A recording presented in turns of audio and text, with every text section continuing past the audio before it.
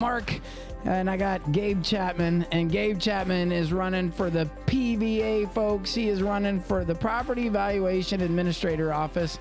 He is, I think we heard him talk about this, but this is the first general election that we've had for the PVA since 1986 is my understanding. 1986. That is wicked crazy. I can't imagine that we would go this long without having somebody standing up to the office, at least to run for an office. So I mean, I know you ran against Adam.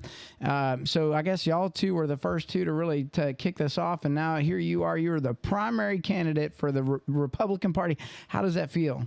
It feels good. You know, it feels good to represent the Republican Party. And, you know, Adam and I ran a good, clean campaign. Sure. We got out there and tried to work for the voters. It was pretty close. Yeah, I thought y'all had a very close race. The tie, well, it wasn't a tie, but I mean, when you start both breaking 1,000 and then you start getting, it's like a little horse race. I mean, I felt like I was at the Kentucky Derby listening to the sounds of the call out. So I'm sure there's a lot. I know there's got to be a lot of anxiety on that night. What was that like for you? You know, during the whole process, I enjoyed, you know, knocking on doors, meeting with people. But when you hear those results on the radio election night, you know, that's when your heart starts beating a little harder, and a little bit of anxiety that night. That's when all the work comes together, right? It's when you're seeing, you know, those results. That's the blood, sweat, and tears that you've had for the last, what, 4 months or 6 months of the election cycle. Yeah, you know, I was inside and we were listening to it as a family. Yeah. And then I was like, you know, I need to be by myself. So I heard the results in my car. And then my son had a baseball game that night. So we actually heard that I won at Ramsey Field. Oh, wow. Yeah. Okay. So did the crowd go wild when they heard that, or were they even paying attention? They were just too focused on the game. My family was. You know, we try to focus on the game, but I got my mom and dad and my wife, they were pretty excited. And, you know, of course, if you've been to Ramsey Field, people are driving by and, you know, say something to you. Nah, that's pretty good. I mean, it's Brandenburg. Well, you've been doing a lot of door knocking, and we've heard from a lot of the candidates. What's been one of the things that has stood out the most to you during the campaign as you went and knocked on these doors? And I got a compliment I'll pay to you, and I know I paid this to you in person, but I'll do it publicly. But go ahead. You know, one of the things, because there hasn't been an election for PVA in some time, is how many people are not familiar with that office. Yeah. And so that's been surprising. And, yeah. You know, but, you know, I love Meade County. I've grown up in Meade County and seeing different parts of the county. And we have a great place to live and there's great people. That's why I chose here. I planted a flag here. You know that, right? That's right. But, but you know, it's been interesting. You know, no one uses their front door. No, they don't. Everybody, you know, goes through the side or goes through the garage. So knocking on front doors, it's been kind of entertaining to see people try to open a door they haven't opened for a few months. But I mean, they're all like, you know, painted shut and swollen and everything. Yeah, I think I use every door in this house though. Between the front door, the back door, the upstairs door, I think I make use for the garage. You came in the garage door last time. Well, yes, I did. I would take you through there now, but it's full of lumber. I'm getting ready to finish the deck on the back. So. I had a lady tell me yesterday. She guided me through. I went through the back door and visited with her for a little bit. And I started to go out the front door. She said, no, you can't do that. You got to exit. Whatever door you enter in as the door, you got to exit. So that's going to stick with me. That is pretty interesting. Yeah. So what was your coolest moment meeting the Meade County people? Because I'm sure you came across people that you've never met before that are part of the county. Early on in the campaign, there's a home about a mile from where I live, and there was a woman there, and I won't go into all the details, but I talked to her for some time, and you know, this was in January, February. You know, COVID's kind of getting behind us, and you know, she told me I was the first person she's talked to in about 3 months. You know, she'd put her mask on, go to the grocery, you know, get her groceries, and come home. And that was pretty eye-opening to me. You know, I am a person of faith. I attend church, and when I told my mom, I was like, you know, church. Sometimes we have all these activities or events to try to get people to us, and it was kind of eye-opening to me. You know, the church, we're supposed to meet people where they're at. That's right. And you know, that's where my heart is, to serve. And you know, this lady, tried to serve her the best I could, and I stayed there. You know, I've heard from all these past officials, don't stay at one place too long. And I've tried to be where my feet are and give everybody time when I'm with them. And that was a great experience. I one thing that I'll compliment you on that I think you do very well is you're a real good listener. Well, I don't know I try to, but go ahead. You don't take compliments. I can see that. No, I'm just kidding. But our spouses don't count in that conversation. but to my point, you're a good listener, and I feel like there's a lot of individuals that probably would like to get more support out of that office. I think early on we had talked to you about this, and you'd said this on a previous show that, one of the reasons why you're running is because you want to make things more transparent. And as you know, that's a Troy Koch campaign strategy. I think it's a GOP strategy, to make it visible. It's not a click thing. It's like, you deserve this thing. And it's not about you. I think you've made that very clear. What are you going to do for that office that needs to be done? When you're a public servant, I think part of your task is to make your job more difficult. And being transparent does create that, communicating with people what the PVA office does. That's right. If they want to appeal the process, what can they go through to appeal that process? Communicate to the public in a variety of ways. Because you're called to serve, and that's what you would be doing. Now, you're giving up a lot, right? Go ahead, Mark. You were going to say something. I was going to say, when you, just to kind of like add on to what you're saying there, you said you're serving, but you're serving the people first. And a lot of times you get people in a it is a bureaucracy, right? I mean, that's basically what we're talking about, right? It's the liaison or the government representative to the people. Right.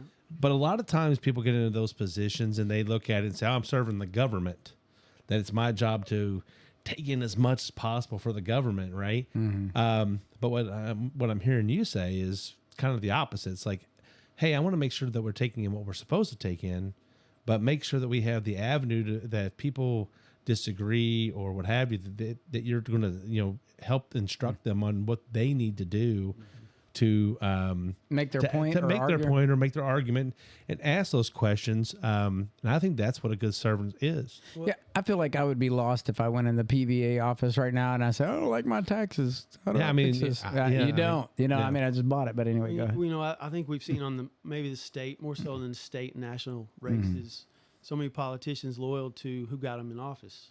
Loyal to their donors, loyal to I don't like that. Special interest groups. And that's why we have elections. That's right. You're held accountable. You are representing the people. And, part of my motivation for running for PVA is like we said, there hadn't been a campaign for it for a long time. And, it should be an elected position and held to account by the people and the voters. So I can relate to that. I recently read an article where it talked about, I'm going to do what is the right thing. I'm going to say what needs to be said. I'm going to do what needs to be said. And I've been criticized because of my involvement in helping the Republican Party, this platform alone, just giving a voice to the Republican Party. Everybody thinks like, I'm here to take over the county. I'm not here to take over the county. I'm using a skill that I learned to help my party do very well and let people like you become known to more people that may not know that office, or give you a platform to talk more about and create transparency that we don't have versus an opinion. You know what I mean? I think it's not fair for some people to sit there and assimilate, because I agree with you. I don't think you should, just because I make a donation to this, that you owe me anything. Right. I support Gabe Chapman becoming the PVA. It's not cheap to run for office, and I think the most you can give is like $2,000, or accept from any one person is $2,000. Yes, I do accept donations, but I'm not saying that. But I think our county fair is a great example of service. Right. If you're not from Meade County and you come to our county fair and you see so many people volunteering, right, they really get nothing in return except they just feel, they get the satisfaction of serving. And I grew up in a home. My mom and dad always served in the fair. We were there every night, and that was just part of it. So, this year, I am there campaigning a little bit, but being there every night is just, that's how I grew up. But you think of our fair and how many people come together to make that happen. 33,000 and change this year. And volunteer, you know. And the volunteers, hundreds. Yeah.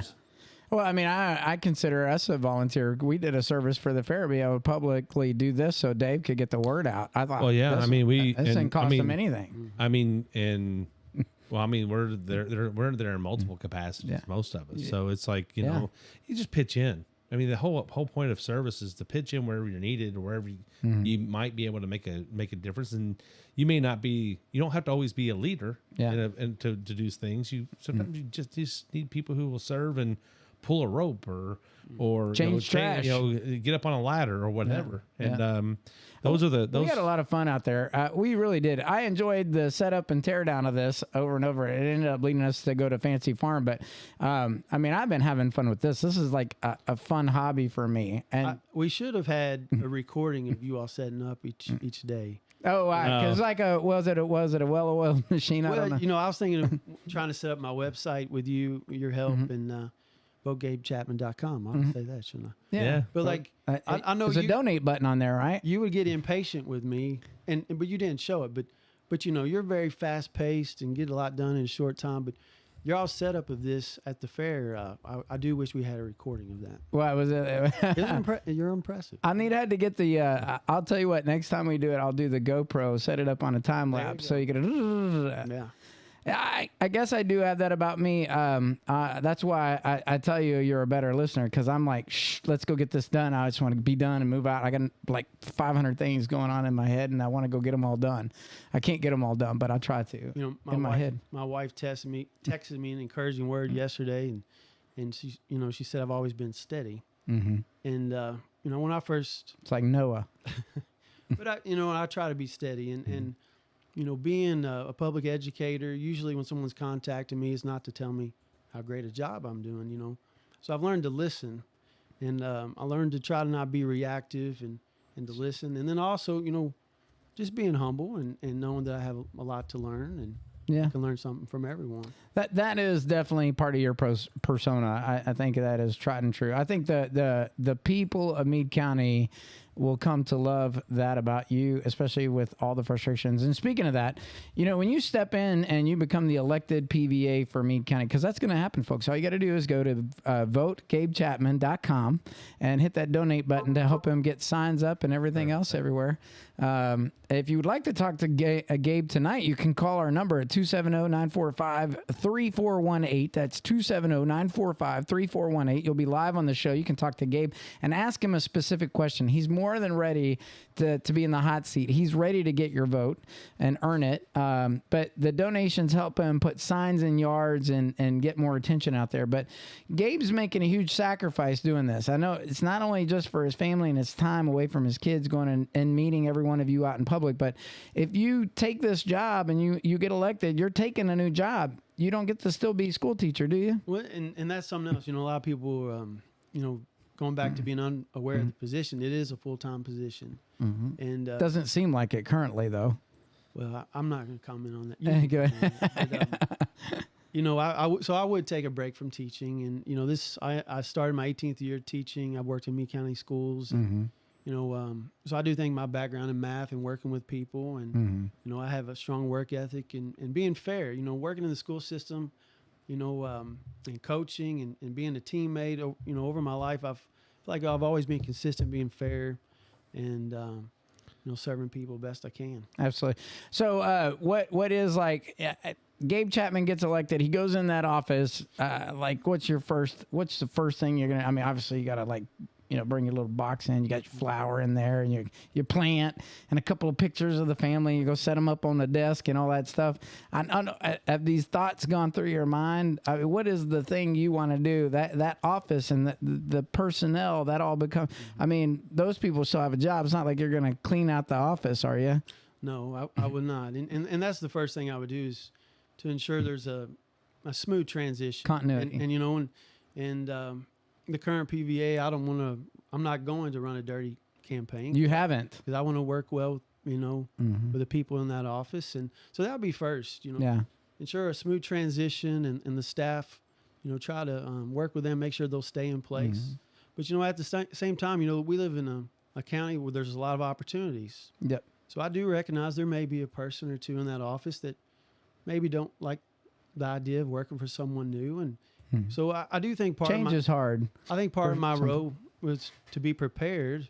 If there is, to make sure I have the staffing in place to get the job. Sorry if I was distracted. I was actually on your website donating to your campaign. Hey. So there you go. Cha-ching. I was like, Did you get a little text that said cha-ching? I'm just kidding. Hey, and that's good. I think that the office should know that if they ever watch the show, then they heard it right here from Gabe. It's like he's going to turn the tables upside down and everybody's out of jobs. I know that what that would do to the office. That would just be ridiculous to do that. And there's a lot of experience in there from those individuals. And I'll say this, I am a Republican. I've talked to a lot of people in the county. They do want a Republican in that office. And there's other people in the county, they would just like to see a change. They would like to see somebody in that office that they can go to. Well, I think it's great that we finally have a general election for that office because I've met the current PVA. I don't have a negative thing to say. I'm not going to say anything negative, but great lady. I feel like she was going to retire. She's not going to retire. And I feel with that up in the air, it makes me uncomfortable about the stability of that office. And we cannot keep having people appointed. They need to win a race. And I just don't know that if she were to win, I am speculative that she would stay. I believe that there is an intent by the party, the opposing party, or, the Democratic Party, that she's doing this to win the race and she's not going to stay. While she has a great record, I believe her to drop her retirement after she wins the race so that they can, the governor would then have to appoint that position.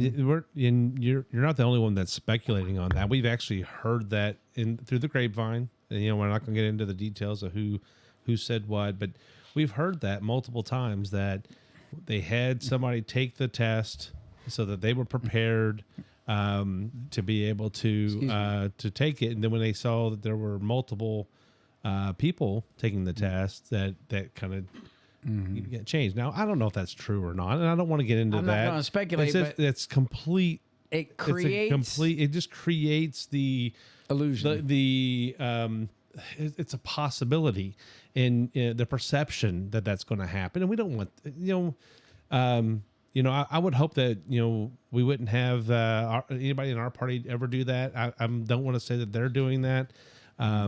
But it's one of those weird situations. You speculate on these things. Yeah, it's one of those weird situations though, like something ever happened to a senator or a congressman or something like that. The people want to vote for the person and have a choice, not it be appointed. So I'm kind of that's where I get like.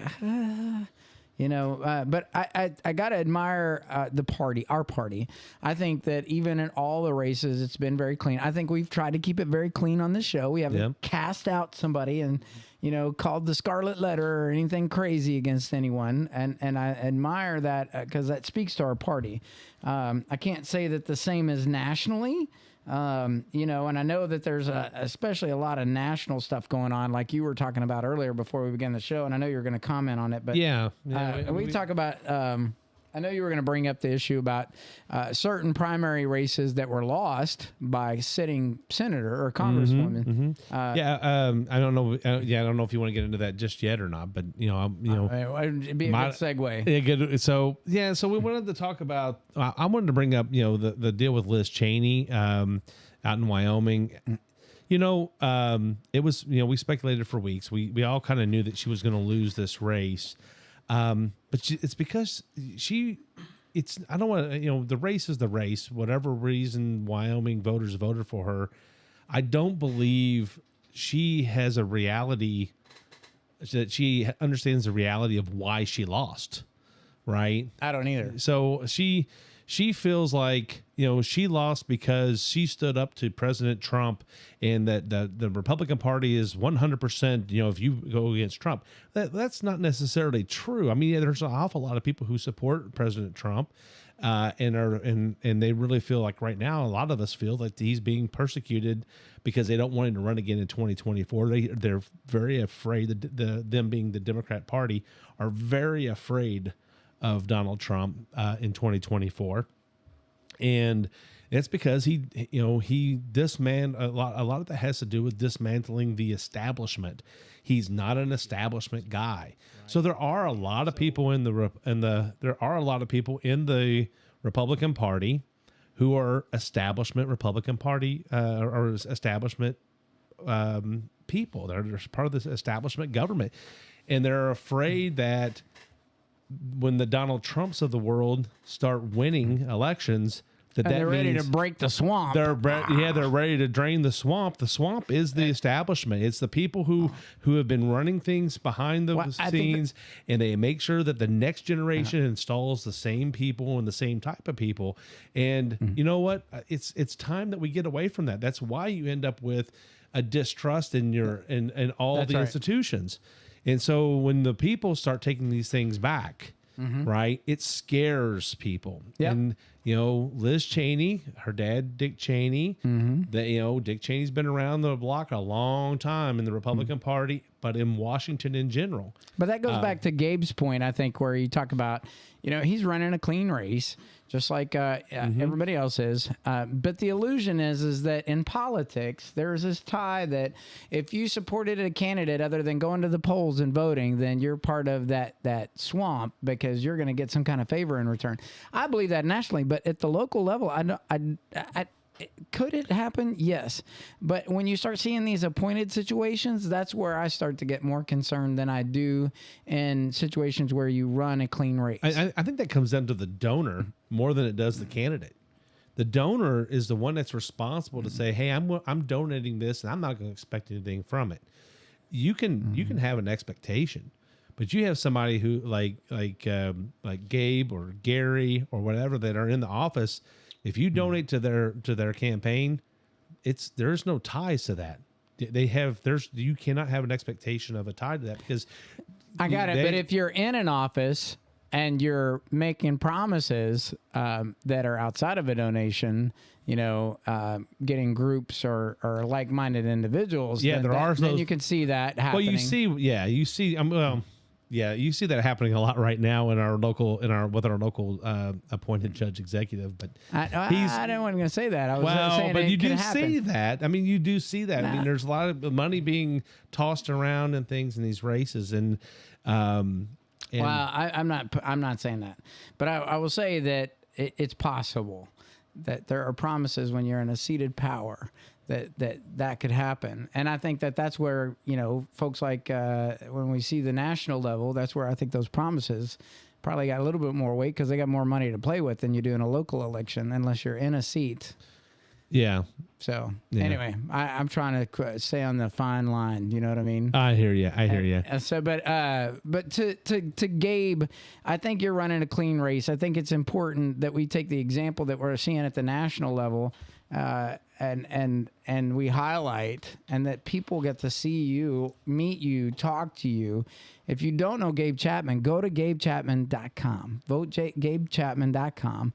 I think your dad just commented, by the way. He was on the Vote Gabe Chapman PVA. Well, one of the things to add to what y'all was saying, and I started to say, some people want a Republican in that office. Some people just want new blood in that office. But everybody I talk to wants somebody that'll be fair and be consistent and loves this county. That's right. And, the current staff in that office, it doesn't matter Republican or Democrat. They love this They're county. there to serve the county. And so if elected, that's what I would do.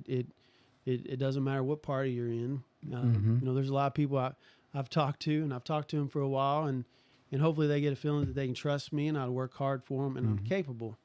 And there's a lot. I recognize there's some things that I may not be able to answer right away, but I'm committed and capable of learning those things. Well, the structure's there, though, for the PVA office at the state to help align, integrate newly elected officials and all that stuff, just like you would a first-year elected congressman, correct? That's right. So if I did if I did win November 8th, you will win. There is a training, that the PVA has jurisdiction countywide, but it does work for the states and works with the Department of Revenue. How do you plan to use that office to work with county officials to kind of draw all the lines together? I mean, you're kind of like the golden thread. You're the banker. Well, I mean, it's kind of interesting how sheriff's the collector and judge is the spender, right? But With the magistrates. the fiscal court, the taxing entities that they have control over, they set tax rates. That's right. And the state sets their tax rate, and then local taxing districts set tax rate. But so the PVA, you're just you're assessing the fair market value of the property in the county. But then, like you said, the sheriff in that office, they collect the tax, and then it gets to a point where Pay your bill. that's right. Then the county attorney gets, or the county clerk, and then the county attorney get involved. So it is interesting how it's all interconnected. For a shout out, real quick, Philip Wimpy is running for sheriff. Please vote Philip Wimpy for sheriff. He loves to send out Christmas cards, as Gabe's talking about. He calls them Christmas cards. They're so timely. But yeah, they're your annual property taxes for your home and property. But anyway, but yeah, he's running too. So he'll be in the general election on the ticket too, for the Republican ticket. I think he's going to do overwhelmingly well, I hope. But if you're listening, go to Philip Wimpy's, check him out. He's been doing a lot of amazing things for the county.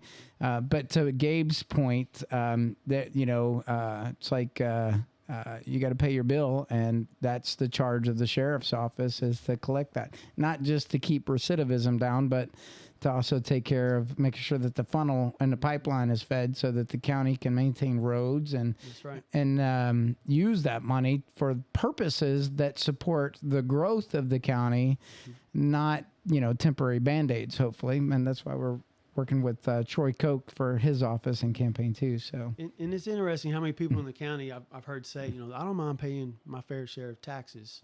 Right. But, I've always heard my dad say being good stewards of, other people's tax money. They just right. want it used wisely and appropriately. And and we need someone who's going to be diligent in the office to make sure that we're not overpaying, to be on our side, to be on both sides, to really kind of sit over it and just balance it out and say, these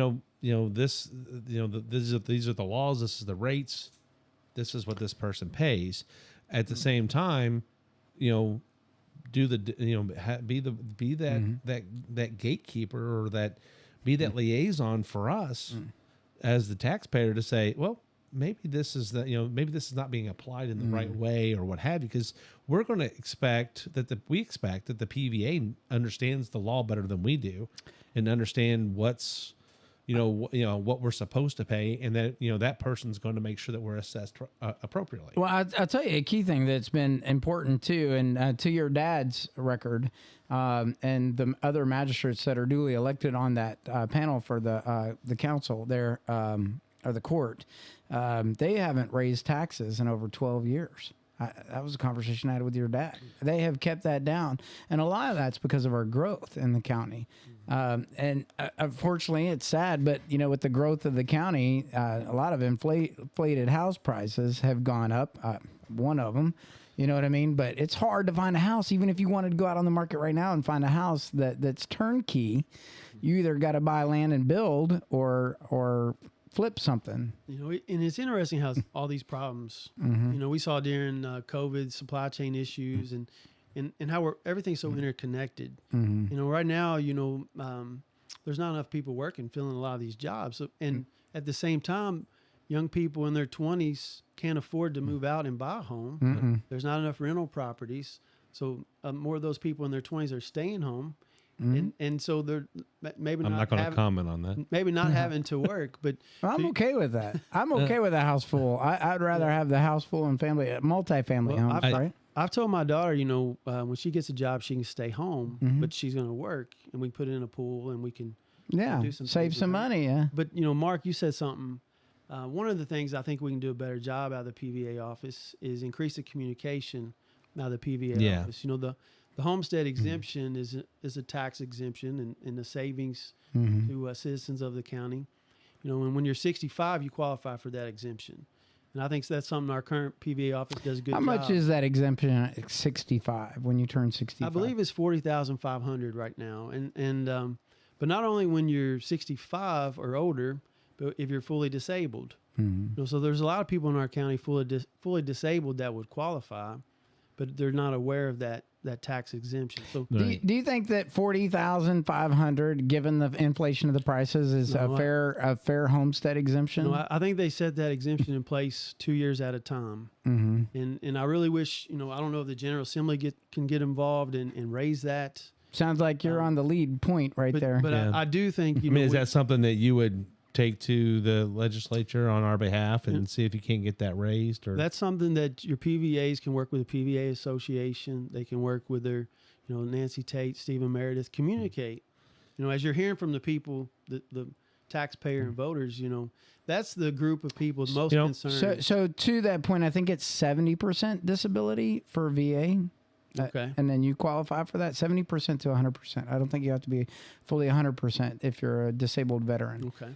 That's what I learned. But I will tell you, my brother qualifies for it because So I wasn't happy when I went down because I'm not going to talk about my personal rating or whatever. But I mean, I have 32 years of service. I've jumped out of a lot of planes, and there's a lot of things, right? But I wasn't happy when I went and turned in my paperwork for that particular exemption because the response was, "Oh well, we have to give you that," but I wasn't really for it when it came out, and I thought, "Wow," that was my reaction. I was like, the military is a tough job. well, I'm not just in, yeah, but it's a fine weird line because a lot of people are like, there's so many disability ratings for veterans based on combat operations and everything that you do in a lifespan of service. But it takes something to get to 70%. No, I know that. But even when you get to 65 and you make it, is that the same answer they're going to get when they come in the office? Well, you know what I mean? And you've lived in Meade County your whole life, and you've invested in this county for a long time. I mean, and that's what we're talking about. People who we want people to invest here, live here. If you live here, you're investing in the county. I want a veteran that's disabled as well to come here and say, I want to live here. I think it's just part of our. But I don't want him getting rejected at the office and feeling like it's well.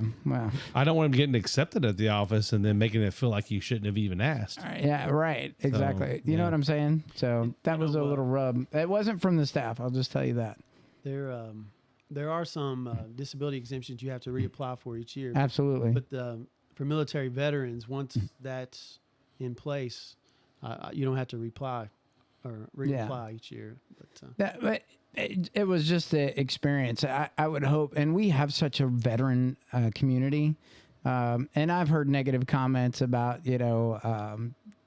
we're paid by tax dollars. Yeah, we are. We were paid by tax dollars for 32 years of service. And I believe there's some states that military veterans don't pay. You don't pay any property taxes. In fact, just for the record, if you're listening out there and you had a negative comment about veterans and the taxpayer dollars, I will tell you that I chose to retire in this state, and so do a lot of my friends and peers. And you can go to the VFW and meet all of them. They're right there in Brandenburg. But every state surrounding Kentucky has zero property tax for disabled veterans. Zero property tax. So choosing to live in Kentucky means something. It's not about the money or the tax. I'll gladly pay taxes all day long. It's the people. I chose the people and the family environment of Meade County. And there's many others that are just like me. And it's not just the job opportunities that are at Fort Knox, because there's job opportunities all over Kentucky growing right now. But it's about how we feel as a community. And I'll promise you, we've been in a lot of other places, Vicki and I, traveling around, and we found some small community, but not the community that you feel in Meade County. And those can be easily destroyed. It's family here. It is. It is family here. That's, we left for a couple of years because of work, but we came back as quick as you could. As quick as we could. And then, we barely left. I mean, we barely even had our house sold and turned around and came back after, after a quick trip to Indianapolis for a couple of years there. Right now, the group of people most concerned with the direction the country's going and with inflation are disabled, or there are people on fixed incomes. Yeah, absolutely. Our elderly population, disabled, and grocery bills are going up. Everything's going up. The last thing they want to see is their property taxes go up. And Man, Gabe, you just swung it out of the park right there. That's what they needed to hear. I mean, sell it. You're right. I get worried about that every day. I see them in Kroger's when they're shopping. I see them at the dollar store. I love the dollar store population it's quick. It's right down the road. I can get some milk. I'm in and out, right? I don't have to drive an extra 5 more miles, especially with gas prices, to go to a quick local dollar store. But even that, it's like milk's $6, $5. You're right. Property taxes go up. It's a nightmare.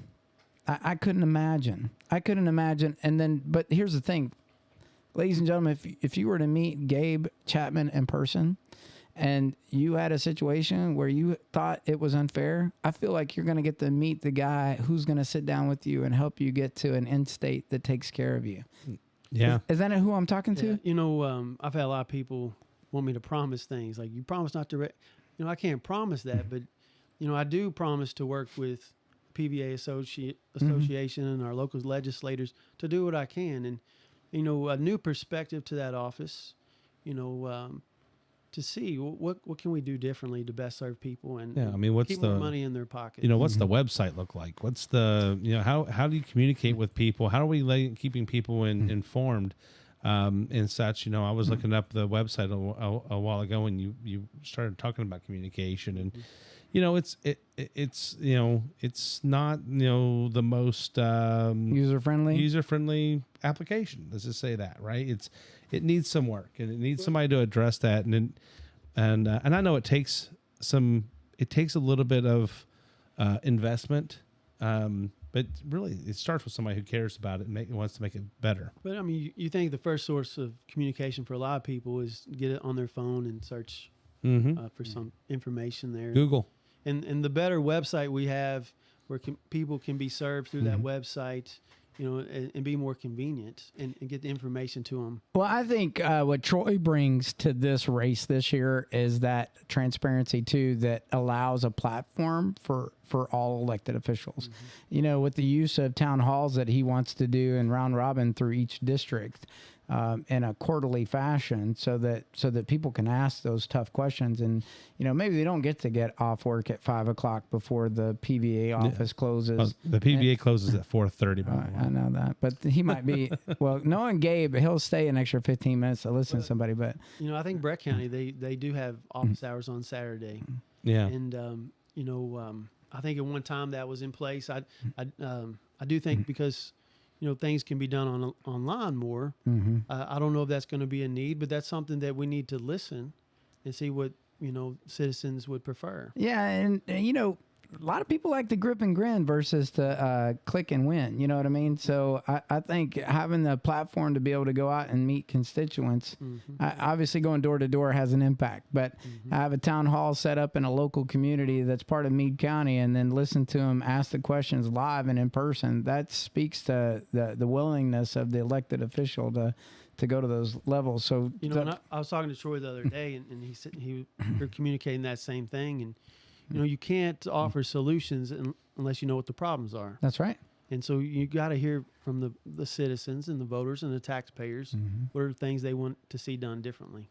Yeah. Yeah, and come back with an actionable plan that says, I really thought you had a great idea. And I'm working to do it. But Troy's going to be the guy that says, you know what, we can make this happen. Or I would love to do that. Right now we can't do it because the money is not available, but I see that in our future. Let me make that happen. You know what I mean? Without raising taxes and not give some political answer. Like, I don't see him doing that. I don't see you being like the politician answer. I see you being the, listen, we're going to do this all the way through as far as we can go until we can either get it approved or it's disapproved. At that point, you have a decision point. I've done everything I can for you. You know what I mean? It's not going to be like I'm going to make all your problems go away, but I see you being a fair person with everybody you're going to come in contact with.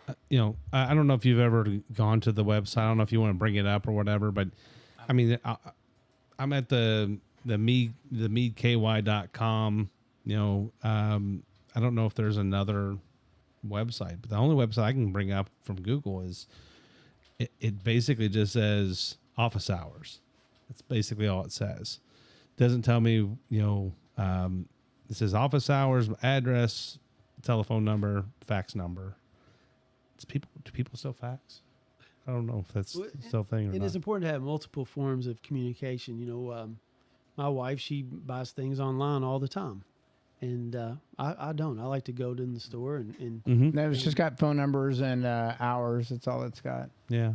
That's all I can find too. So, but you know, some people want to come in the office and see someone face to face, and then that's fine. Others want that website where some people want the convenience of bringing it up on their phone, and you know, even if I could just text or again not text but email somebody from this would be nice. So anyway, I'm glad to hear that this is one of the things that you're looking at as well is you know, how can you communicate with us better and allow us to communicate with the office better. So I think that's going to be a big deal. Well, you know, and something else is communicate when deputies are going out in the field, or if I'm going out in the field. You know, there needs to be some sort of notification system to keep those working in the PVA office safe. You know, as you all have went door to door, you know, some people really like you coming by and some do not. And, you know, so we've heard a few stories in the campaign trail, but you know, the PVA office does have a right to be on property, and even if the homeowner isn't there. And a lot of homeowners don't know that. And I wouldn't want to drive home one day and somebody just be measuring or looking around my property. So some way to communicate that and notify the public that You get a yeah. Well, I mean, we came, you know, we ours was reevaluated this year. And I remember Kathy was telling me that, you know, there's somebody in our backyard, you know, checking things out, and you're like, oh, well, okay. And, it's, you know, it's just, you know, and we, you know, the guy was polite and asked, you know, we didn't meet him at the door with a gun or anything like that. So I got the website up there. Oh You yeah. can see it. So I Yeah, mean, it's just pretty lacking. I mean, it's just, you know, that's it. That's all you get. it's it. So there's nothing. Hey, contact us or, Oh, you know, it's got an office and a fax number and office hours. yeah, but it doesn't tell you. And there's nothing you can click to send an email or, you know, because like, you know, right now I'm Make a looking at payment. How cool would that be? Make a payment. Well, make a payment would go through the sheriff's office, I think. So. It would, but like when you have to go pay your, so if I pay my vehicle tax for a vehicle, do I go to the PVA office before I go to the registrar, or Only if you go to the clerk's office? So only I pay if it you're at going the to clerk's look. office. Yeah, you're paying at the clerk's office, but the PVA handles whether or not you need to reduce that value or whatever. Gotcha. Okay. So they have to work hand in hand.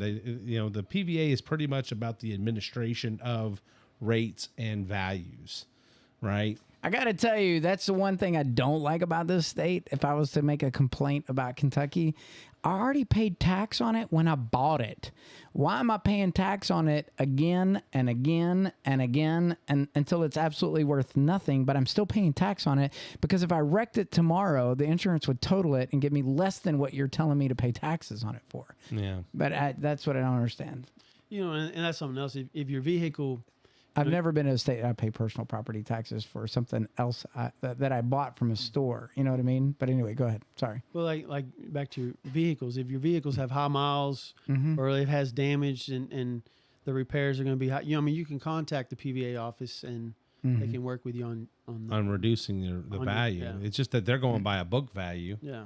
And if you don't come in and tell them that, you know, that book value is incorrect in my situation, it's a case by case. But they, you know, Okay, but I get that. But let's increase the reason why you should buy something else or keep it until the wheels fall off. I don't know. I just weird. But you know, I do think our state legislators are open to tax reform, as we've seen with income tax. And they're doing it right now. They're looking at different ways to gather revenue. you know, that's another reason why one thing I'm I would excited. like to, as a business Good owner, point. I would like one thing I like to see go away is like inventory tax. You know, I mean, you have to pay taxes on inventory. You know, if it's That's why I don't keep inventory. Yeah, I mean, that's why we don't either. We try to rotate everything out. Ours is based on It's a purchase. by job. Yeah, you know, by job. every job is purchased as supply material by project. Yeah. And so, but still, That I mean, sucks but too, that keeps 'cause you you from being pay- able to. Unless you're a wholesaler. Yeah. But if you paid tax to buy it, to get it to sell it, and you didn't get it at wholesale, paying inventory tax would suck Yeah. because I you're mean, paying it twice. Well, I mean, a lot of stuff that we, a lot of stuff we purchase is on wholesale. So, I mean, because we're a business, we're a retail business. Yeah.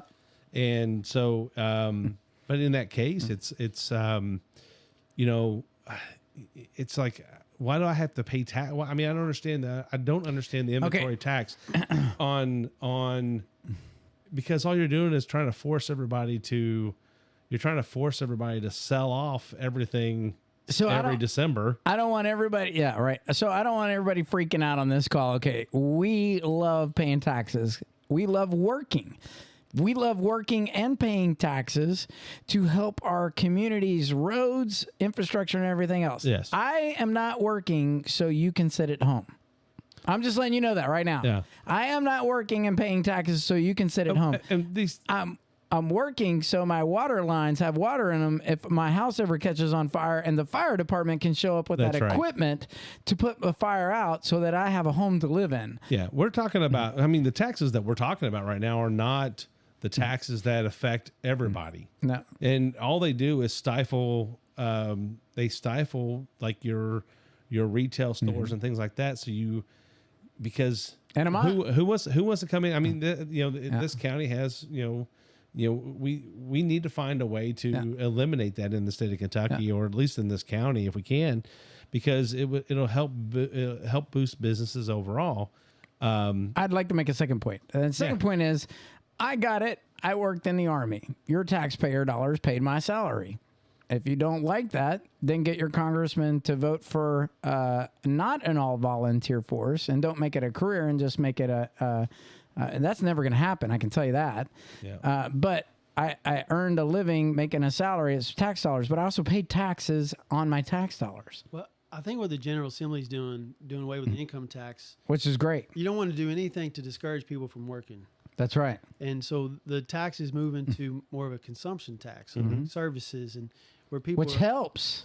Keep going. Well, I mean, that's all I was going to say. So, like what you're saying, we want to encourage people to work and work, and that's right. Anything that discourages that, we need to look at and reevaluate. Well, so I grew up in Texas before I enlisted in the Army. I was a military brat moving around, and they got you. There's no way you're sitting at home collecting this little bitty check, and then you want to go buy that big screen TV, because we're gonna get it back from you when you buy that big screen TV. You're gonna pay 8-9% sales tax at that store, so you can have that that big screen TV. And I'm all about doing that. You know what I'm saying? For consumption. Mm-hmm. Now, if you can get it for WIC without tax, and it's not some prosthetic food, right? And it's an apple and orange or something that you would get with food stamps, I think that should be across the board, not taxed, because that's good food, healthy. It's not promoting, all kinds of bad things, right? But you want to go buy the Diet Mountain Dew, you're going to pay 9% or whatever it is in the sales tax. You know what I mean? You want the treats. Go ahead. Whatever it's going to be. I don't know what it's going to be. Don't listen to me on what I think the state's going to say on taxes. But to your point, consumption tax, I absolutely agree. But how do you think that's going to help us get people to go to work? People are going to move from out of state to come here to work if we don't get citizens working here for a lot of these new jobs that are going to open up. Well, people. Well, I'll keep that comment to myself. So y'all. Okay. I was going to say people are going to. I agree with you that we need to make sure that we make it as easy as possible for people to go to work. Removing income tax is a good step, that people will feel like their money is worth more if they don't have to pay that extra 5%. I mean, it was like 2 years ago, it was 6%. I think it was. Now it's 5%. And they're going to move it down to 4.5%. I think it's 4.5% in January. And then the law that they put in place steps it down until it's to zero. But to Nancy's point, when that conversation came up, you're getting that money back. If more people come to a community and live, and they're earning a living, those dollars are coming back into the community. That's right. They're coming back in the form of our other taxations, which are the vehicles and the other stuff. So you keep from having to raise taxes because you have more people. Now, with more people also come more problems. So Well, that means which means you need more. You mean more infrastructure and things like that. a plan. You need to have a plan. You need to have roads. You need to have bridges. You need to make sure that there's a plan to make sure those are maintained. That there's a plan. If you're planning on what we talk about with Nancy, we needed about a million more people in Kentucky. So about we're a little over 4 million people right now. We need to be a little over 5 million. And then they basically feel that with that, the ownership and the taxes that are being paid and all the different services, that they would be able to eliminate that's about the point that it will eliminate the state income tax. Because there'll be enough revenue circulating. There'll be enough within the revenues, state. right. Which is it's like Tennessee almost. Yeah, exactly. It's basically the Tennessee plan is what they're following. Now, I like Tennessee's plan. There is one thing that they do that you do a tax form for, and that's on compounding interest or dividends, right? So I didn't have to do that in Texas, but in Tennessee, I would have had to have done that if I was a resident of Tennessee. Yeah, I mean, that's good because instead of me circulating it into the economy. Texas is more, that's why Texas is still preferred destination over Tennessee. It's too hot. I love four seasons. But when it comes down to money, they'd be like, they're all moving to northern Texas, and Californians are moving to Austin. Elon Musk did from California to move his businesses. He moved to Texas. Austin, right? Yeah. That's where he's at. But Florida is also like Texas, I believe. I don't think that there's a lot of. I don't think there's any income tax into Florida. There's no state income tax in Florida, but they get taxes in other ways, just like we're talking about. I mean, each state is different. But again, I love the Commonwealth concept. It's to me, I'm good. If we can, maybe we can shift gears a little bit here. I want to talk about. The amendments coming up a little bit. I don't think I had it on our point earlier, but I wanted to bring this about. They've launched. So as we know, the Supreme Court has overturned Roe versus Wade, and that's put it back. That's right, pro-life. That's put it back. The abortion question has been put back into the state's hands. Kentucky has a very we had a trigger law that said basically abortions after a certain point were illegal completely. There aren't, you're not allowed to have an abortion for just any reason. There's except for I think the life of the mother in those cases. That's right. So there's an amendment number 2. We're going to talk about 2 amendments, but I'd like to start with amendment number 2 because this amendment, in a nutshell, is taking in. I don't want to say it's codifying, but it's basically the words are like this: if you want abortion to be, if you want to eliminate abortion from the Kentucky Constitution, you want to vote yes on amendment number 2. And the amendment number 2 says this: it says, to protect human life, nothing in this Constitution, meaning the Kentucky State Constitution, nothing in this Constitution shall be construed to secure or protect a right to abortion or require the funding of abortion. What it's saying is that they're trying to make sure that the Kentucky State Supreme Court can't come in and say, oh, there's some construed or some assumed right to an abortion and overturn any of the. You have it up there? I do. Good. So I have it up. So basically, if you vote yes and your yes vote supports amending the Kentucky Constitution state that nothing in the state constitution creates a right to abort or requires government funding for abortion. It means that you are saying, I don't want my tax dollars paying for your abortion. It's a yes vote. A yes vote says, no, you did this, but you're not spending my tax dollars to pay for that abortion. And it is also going to be a constitution, if you vote yes, that it gives you the right to choose to abort. So a yes vote does those two things for our Constitution. A no vote, by Manning, says that nothing in the state constitution creates a right to abortion or requires government funding for abortion. So you need to vote yes on this amendment, folks. Yes. That is the option. Yep. So We're just clarifying our Constitution that says that our Constitution does not permit abortion or does not give a right. I think I said that wrong, but it's a no vote opposes that. A no vote means that you believe that there is that you should our tax dollars should fund an abortion, and that we should have an amendment that says you can go anytime you want to and have an abortion, and that the government should tell you that you should do this. The government is saying you should do this if this.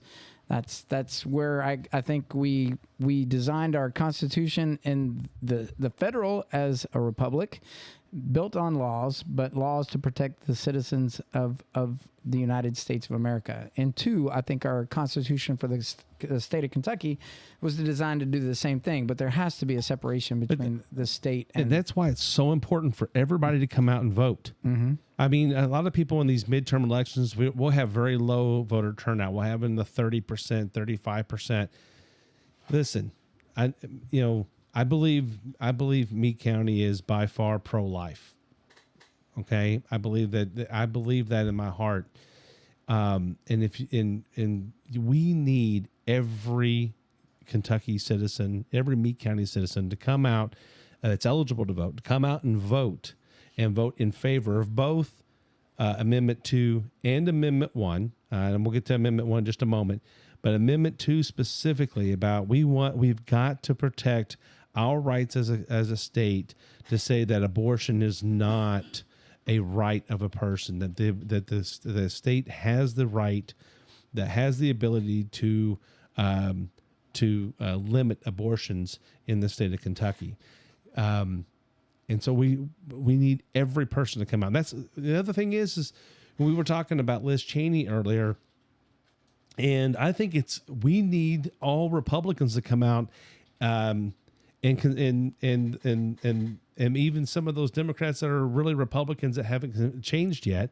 One, we need those guys, and we need all those Democrats that have not changed over to Republican, that are conservative leaning and have always voted Republican. We need you guys to come out and change your registration, and we can get into that a little bit more as to why. But we need every Republican to come out, and we need them to just pull the lever. We want to send a message in November. Pull the lever for Republicans. Just vote for every Republican down the line, and send the message that we're not going to be afraid of what the media is telling us and beating us up about. That we are that we are standing firm together, and we want to vote for every Republican down the ticket. I think we have really great candidates. Gabe Chapman is right here with us today. We have Troy Koch running for Judge Executive, a great conservative man who's running because he wants to serve. With a lot of experience. With a lot of experience and a lot of ability to plan and execute on those plans. We have Sheriff Wimpy, who most of us know his heart, and where he's at, and his experience as he's moving forward, and he's looking for that second term. We ask, he's just get out and vote. Get out and vote. We have Susan Masterson. We have. Oh man, my mind just went blank.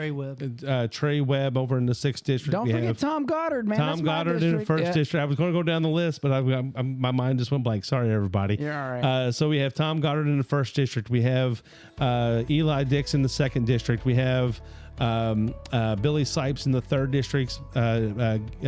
Gary Chapman in the 4th district. 5th district is Steve Wardrop, and then again Trey Webb over in the 6th district. I know I forgot a couple of others, but we have. Don't forget, you're good. So we have our county attorney. We have Susan Masterson running for county clerk. You said her. And JJ Scarborough for jailer.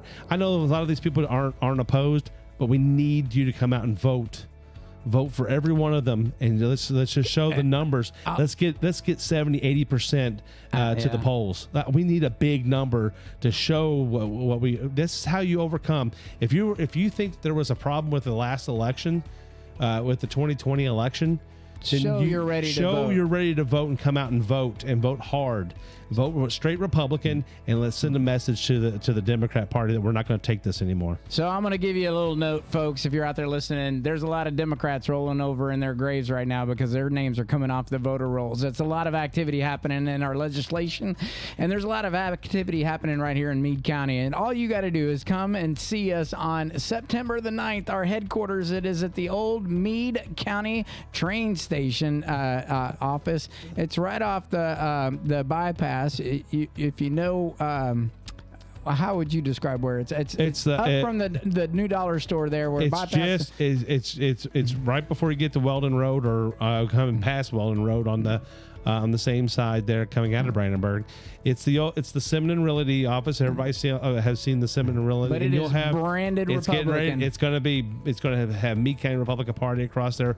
Guys, September 9th, what we're doing is we're going to have a tailgate, basically. Come out. We're going to have hot dogs and chili and things like that.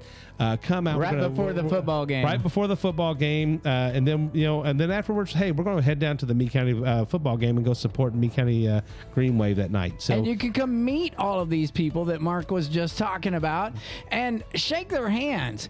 Don't just make a statement because you think that somebody's doing something for you. Come and meet them and ask them, what is your challenge with a person? And if you have a challenge with any of our candidates, I promise you they will go out of their way to help answer your question and prove to you that they're the right candidate for the job. I know, because we spent a lot of time with them making sure they were going to be accountable. Just like you, Gabe. I mean, without you in this game and in this race, I don't know where we would go. But it's all about your vote this November and all the way up till November, getting on the bandwagon and just getting out there and vote. If you want to be a participant with the Republican Party, we have some dates that are also going to come up. So you have to tune in to the next show, because we're going to have a lineup of walking events, getting out and meeting your community and participating with the GOP, and not to make you an activist or anything like that, but just being a part of the solution and giving you an opportunity to do that. Listen, lots of great things coming up. Hope you enjoyed getting to meet Gabe Chapman tonight. Go to vote Gabe Chapman, PVA. VoteGabeChapman.com. I forgot we made it that simple. I just made it more. VoteGabeChapman.com. A donation of $5, $10. Just hit the donate button. Send it. He'll probably even come shake your hand for that $5 donation. But signs aren't cheap, I promise you. And he'll even come out and put one up in your yard. Or you could maybe even get a Gabe Chapman hat. What do you think, Gabe? I think we can make it happen.